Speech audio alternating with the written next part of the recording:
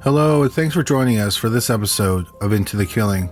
Whether this is your first episode or your 55th episode, we want to thank you for listening. Did you know you can suggest a case for us to cover on Into the Killing? Just go to our website, criminallylisted.com, and click on the Suggest a Case page. You can also suggest cases for us to cover on our YouTube channels, Criminally Listed and Paranormally Listed. For this episode, we're going back to October 1984. On October 2nd, the pizza franchise, Papa John's, was founded in Jeffersonville, Indiana. Today, there are over 5,500 restaurants in 49 countries. Space Shuttle Challenger launched on October 5th, 1984. It was the 13th flight of NASA's Space Shuttle program and was known for several firsts. It had the first Canadian astronaut, Marc Garneau. It was also the first mission to have two women crew members, Sally Ride and Catherine Sullivan. Sullivan became the first woman to perform a spacewalk. On October 9th, the British television series Thomas the Tank Engine and Friends debuted. It went on to have 24 seasons and ended in 2021. A reboot, Thomas and Friends All Engines Go, launched that same year. On October 12th, the Provisional Irish Republican Army tried to assassinate British Prime Minister Margaret Thatcher with a bomb at the Grand Bryan Hotel in Brighton, England. 5 people were killed and 31 people were injured. Thatcher escaped unscathed. On October 12th, the number one movie was the dark satirical comedy Teachers, starring Nick Nolte. The number one song in both the United States and the United Kingdom was I Just Called to Say I Love You by the brilliant Stevie Wonder.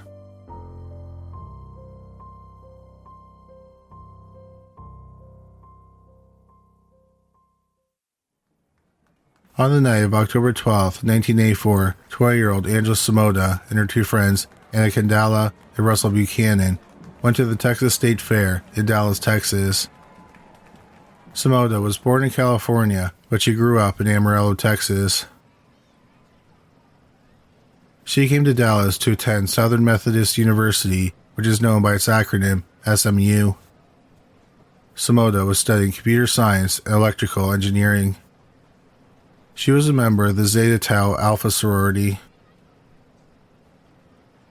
Many of her friends said she could light up any room and she had a great love for life. Samota was dating a young man, Ben McCall, but he didn't go out with her and her friends that night. McCall was a construction worker and he had to work early the next morning, so he decided to stay home. After the fair, the trio went to a few bars, and then they ended up at a members-only club called the Rio Room. Samota was driving, so she didn't drink much. She was naturally bubbly and outgoing, and at the club, she went from table to table, chatting and flirting. At about 1 a.m., Samota and her friends left the club. She dropped them both off at home. Then she stopped by Ben McCall's home. She woke him up to say hi. She then used the washroom. After a few minutes, she left to return to the condo she owned near the SMU campus. She planned on getting up in a few hours to attend a football game. At about 1:45 a.m., McCall got a phone call. It was Samota, and she sounded nervous. She kept rambling and sounded jittery. She said that a strange man was in her apartment. He had asked to use the phone in the washroom. She regretted letting him in. She asked McCall if there was a payphone at the convenience store near her home. He told her that there was. Samota then told the man about the payphone. Then Samota told McCall that she would call him back. But she didn't. McCall became concerned, so he called her back several times, but got no answer. So he decided to drive over to her condo. McCall was one of the few people in 1984 who had a phone in their vehicle. As he drove over to her condo, he kept calling her, but no one picked up. When he got to the condo, he knocked on the door several times, but he heard nothing inside the condo. He called again from his truck, and he could hear the phone ringing in the condo. So he knew that nothing was wrong with the phone. Then he remembered Samota talking about the convenience store, so he drove there. He didn't see Samota on the way there, and she wasn't at the store. McCall asked the clerk if he saw Samota, and he said he hadn't seen her. McCall then drove back to the condo and decided to call 911. Here was a recording of the actual call. What's the problem, sir? My girlfriend called me, said there was a man in her apartment using the bathroom and the phone, and now I cannot get her to answer the phone. Our car is here and she won't answer the door or can't answer the door. We're just going to take a quick break from this episode to bring you a word from our awesome sponsor, Best Fiends. It was a dark and stormy night. My family had just eaten dinner and everything seemed fine. But then I went to my office in the basement. When I didn't come back, my family became worried. They ventured into the basement, and what did they find? It was just me trying to beat level 550 on Best Fiends. Best Fiends is a free-to-download casual mobile puzzle game that I'm obsessed with. Personally, my favorite are the really challenging levels because I love the rush I get when I finally beat them.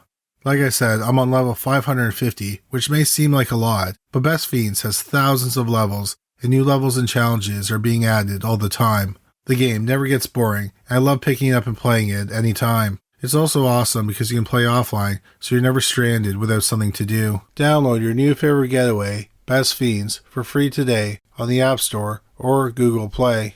You'll even get $5 worth of in-game rewards when you reach level 5. That's friends without the R, Best Fiends. A couple officers arrived at the condo complex and the building manager let them inside Samota's condo. In the bedroom, they found a gruesome crime scene. 20-year-old Angela Samota had been stabbed 18 times in the chest, and 10 of the stab wounds had punctured her heart. 2 stab wounds were so deep that they hit her spine. The stabs were so brutal that her chest had partially caved in, and her heart was sitting on the outside of her chest. The medical examiner also determined that she had been raped. The police thought that this type of rage suggested the murder was personal. Also, there were no signs of forced entry or a break-in. So the police thought that Samota most likely knew her killer and felt comfortable letting him into her apartment at that time of night. So the police started investigating the men in her life. Angela Samota was an attractive young woman and she had lots of admirers. Her friends said that men would leave notes on her car. But the first person the police investigated was Ben McCall. They thought that his story was suspicious. By all accounts, Samota was a smart woman. Why would she do something dumb like let a strange man into her apartment at that time of night? To the police, it seemed like McCall was giving them a fictional suspect.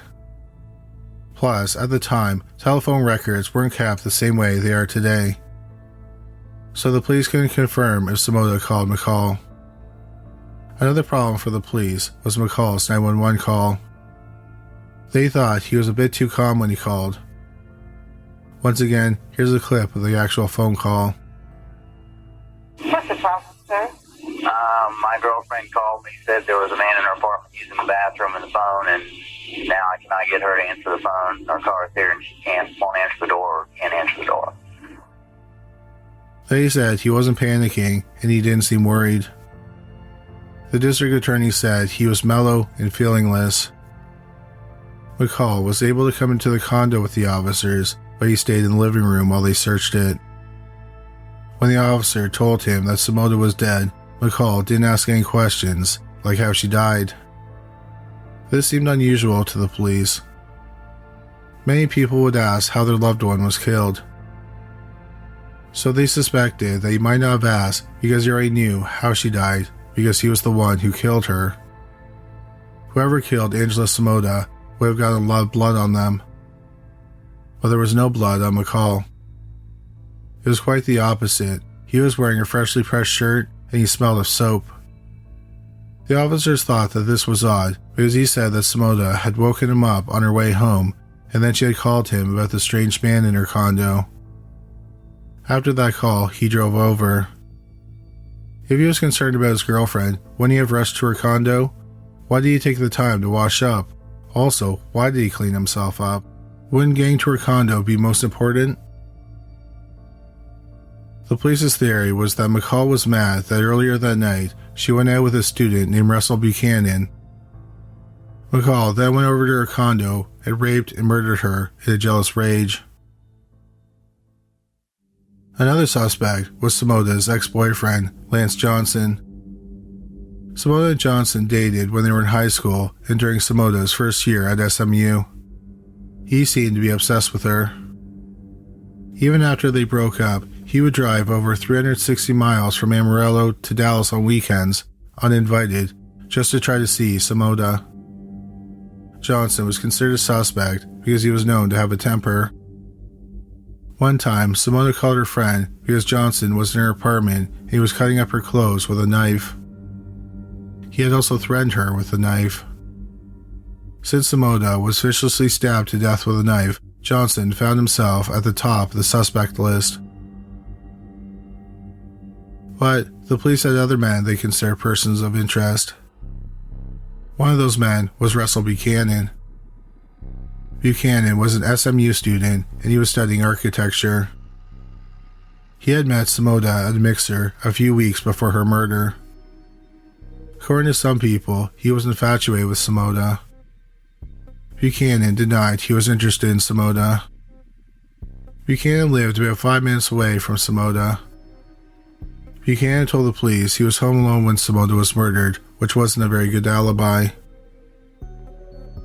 The police theorized that after Samota dropped him off, he walked over to her condo. He talked his way into her apartment. He then tried to convince her to have sex with him, but she turned him down. He snapped and then raped her. Then, since she could identify him, he murdered her. Buchanan also did something suspicious after the murder. He left town for about 24 hours. He said he went to Houston to go to a wedding. The police were able to verify that he attended the wedding, but they were still suspicious of him. A fourth person of interest was another SMU student named Patrick Barlow. Barlow had a crush on Samota and he had asked her out on several dates. But it turned out that he had an airtight alibi, so he was the first person eliminated as a suspect. The police had a valuable piece of evidence, the killer's semen. Since it was 1984, they could not create a DNA profile from it. But what they did know was that there were two groups of people, secretors and non-secretors. We all have a blood type, and a simple blood test can reveal what type of blood we have. For secretors, their blood type can be found in other fluids like saliva, mucus, and in men, semen. About 80% of the population are secretors. The man who raped and murdered Angela Samota was part of the 20% of people whose blood type isn't found in other bodily fluids, which are non-secretors. So the police collected blood and saliva samples from the prime suspects. It turned out that the current boyfriend, Ben McCall, and the ex-boyfriend, Lance Johnson, were both secretors. Johnson also had an alibi for the time of the murder. He was at his parents' house hundreds of miles away, and then he was at work the next morning. Ben McCall's car and apartment were searched. No traces of blood were found in either. They also found no scratches or marks on his body that indicated he committed a violent murder. So they were both eliminated as suspects. But it turned out that Russell Buchanan was a non-secretor. He also didn't have a solid alibi. So he became the prime suspect in the case. But there was a problem with the theory that Buchanan killed Samota. At first, the police initially thought that Ben McCall might have been lying about the phone call about a stranger being in Samota's apartment. But since McCall didn't kill her, he had no reason to lie. McCall knew Buchanan, so Samota probably would have mentioned him by name. Instead, she specifically said it was a stranger. The police ignored this fact and kept Russell Buchanan under surveillance for 6 months. They also brought him in for interrogation several times. They asked one of Samota's friends, Sheila Gibbons, to have dinner with Buchanan, and she agreed. During dinner, Gibbons and Buchanan talked about the murder, and Buchanan was adamant that he didn't do it. The police had Buchanan take a polygraph exam, and he agreed. He said he had nothing to do with the murder, and he knew nothing about it. Originally, it was determined that he was telling the truth. But then months later, they re-examined the results and decided that he was being deceptive. Buchanan then hired a lawyer and stopped cooperating with the police. Then several months later, he moved to London, England to do his master's. When their prime suspect stopped cooperating and was no longer living in the country, the detectives gave up on the case. So the case went cold. And it stayed that way for 20 years. During those 20 years, a lot in the world had changed. The top 5 songs of 1984 were by some of the biggest musical stars of all time: Prince, Tina Turner, Michael Jackson with Paul McCartney, Kenny Loggins, and Phil Collins.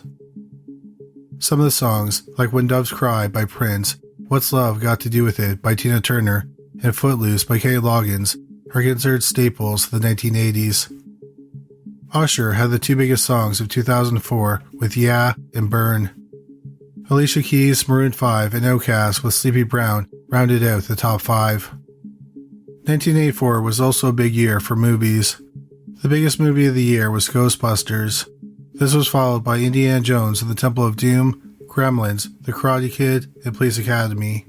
Terms of Endearment took home the Oscar for Best Picture. In 2004, 3 of the 5 biggest box office draws were sequels. The number 1 movie at the box office was Shrek 2, the second was Spider-Man 2, and Harry Potter and the Prisoner of Azkaban came in 4th. The third highest grossing movie was Mel Gibson's The Passion of the Christ, and Pixar's The Incredibles was 5th. Clint Eastwood's boxing drama, $1 Million Baby, took home the Best Picture at the 2004 Academy Awards. Because of its production schedule, in 2004, Thomas the Tank Engine and Friends was only on its 7th season. During those 20 years, Russell Buchanan moved back to the Dallas area, and he was a well-known architect. In 2004, a woman named Sheila Wysocki called the Dallas Police Department and wanted to know if any progress had been made on Angela Samota's case. Sheila's maiden name was Gibbons. She was Samota's friend from SMU. She was the friend who went to dinner with Russell Buchanan at the request of the police. Wysocki met Samota on the first day of classes at SMU, and they were roommates when they first started university. But then Samota decided she wanted to live on her own, so she moved into her condo. Initially, they didn't get along. Wysocki said they didn't get along because she didn't like Samota's boyfriend, Lance Johnson. But they became close after they broke up. Wysocki told Dateline that before she called the police, she had been feeling her friend's presence for a while. The murder had completely rocked her. She didn't end up finishing university. She got married in 1988 and had 2 sons. In 2004, she was living in Nashville, Tennessee. One night, she was doing homework for a Bible study class. She looked up and saw a vision of Angela Samota sitting there. She wasn't sure if it was her friend's ghost, but it smiled at her and didn't say anything. After a few seconds, the vision went away. She knew it was a sign to inquire about the case. She called the Dallas Police Department and asked if she could speak to the cold case unit. They informed her they didn't have a cold case unit. Instead, she was connected with a detective in the homicide unit. She asked him if any progress had been made on the case. He told her that nothing had been done in the past 2 decades. Also, no one had called and asked about the case for 20 years. The call inspired Wysocki to do something about the case. She kept calling the police to see if they would reopen it, but she was pretty much ignored. Over the next 2 years, she made over 700 phone calls to the Dallas Police Department. One problem was that Dallas had a high murder rate, so their police department didn't have a budget to create a cold case unit because all their money went to investigating new homicides. Wysocki lived in a gay community in Nashville, and she was venting to the head security about her problems with the Dallas police. The head security suggested that she get her private investigator's license. If she did, she might be able to access information that wasn't available to civilians. She thought it was a good idea, and she started studying for her private investigator's license. She successfully got it in 2008. After Wysocki became a private investigator, she contacted the Dallas Police Department once again, and she asked to see the case file on her friend's murder. But they continued to brush her off. They told her there wasn't much evidence to work with. They said that the rape kit was lost in a flood in 1990. Without the rape kit, they couldn't do a DNA test. This didn't sit well with Wysocki, so she kept calling. One day, she was talking to a rookie detective. He looked at the file and he said he didn't think the physical evidence was lost. He said that he would look into it and get back to her. But he never called her back. Finally, in 2008, the Dallas Police Department assigned 2 detectives to investigate cold cases. Wysocki was shocked when one of the detectives called her. She had received very few phone calls from the Dallas Police Department. The detective said she would reopen Angela Samota's case. Wysocki thought that they opened the case because they were sick of dealing with her. In evidence, it turned out that they had swabs from the rape kit, which meant they had the killer's semen. They also had Samota's fingernail scrapings, where they could also get DNA. In 2009, they got the results of the DNA tests. A match had been made. For decades, Sheila Wysocki was convinced that Russell Buchanan had killed her friend. She wanted to get the DNA tested so that he could finally be arrested. But it wasn't his DNA. After getting the DNA results, a police sergeant called Buchanan and apologized on behalf of the Dallas Police Department. Buchanan told Dateline that he doesn't hold any ill will towards the Dallas Police Department. So if Russell Buchanan didn't kill Angela Samota, who did? The DNA belonged to a 61-year-old man named Donald Andrew Bess. He was 36 years old when Samota was murdered. Bess had a disturbing criminal record. In 1975, he was convicted of aggravated rape and aggravated kidnapping. He was sentenced to 25 years of prison. But for some reason, he was paroled in 1984 after serving only a third of his sentence. 7 months after he was paroled, Angela Samota was killed. Bess was arrested in 1985 for 3 violent sexual assaults. He was convicted of one of them, and he was sentenced to life in prison. This is why his DNA was in the system. Donald Bess went to trial for the murder of Angela Samota in June 2010. The prosecutor said that Samota caught Bess's attention earlier at a bar. He ended up following her home. He knocked on her door, and when she opened the door, he stepped inside. He was a large man, 6'3", and he weighed 285 pounds. He asked for a glass of water and to use the phone. Samota then went to the phone and called McCall. During that time, Bess looked around the apartment to ensure she was alone. He then grabbed a knife from the kitchen. He then raped Samota and stabbed her to death. The defense argued that Ben McCall was the killer. By all accounts, Angela Samota was a smart woman. So why would she do something incredibly reckless, like let a stranger into her apartment in the middle of the night? They suggested that McCall killed her because he was jealous because she went out with Russell Buchanan. The defense said on the night Samota was killed, she was dressed a bit risque and she was flirting with people at the bar. Any man at the bar could have followed her home and killed her. During the trial, Bess had a massive heart attack. He spent a few days in the hospital, but he returned to the trial after a few days. The jury deliberated for less than an hour. Nearly 26 years after Angela Samota was killed, he was found guilty of murder. He was sentenced to death. After helping get her friend's case solved, other people whose family members were murdered reached out to Sheila Wysocki and asked for her help. So she continues to work as a private investigator. Wysocki also said she met with Russell Buchanan and she apologized to him. Donald Bess is currently sitting on death row at the L&B Polunsky unit in Livingston, Texas. At the time of this recording, he's 73 years old. No execution date has been set.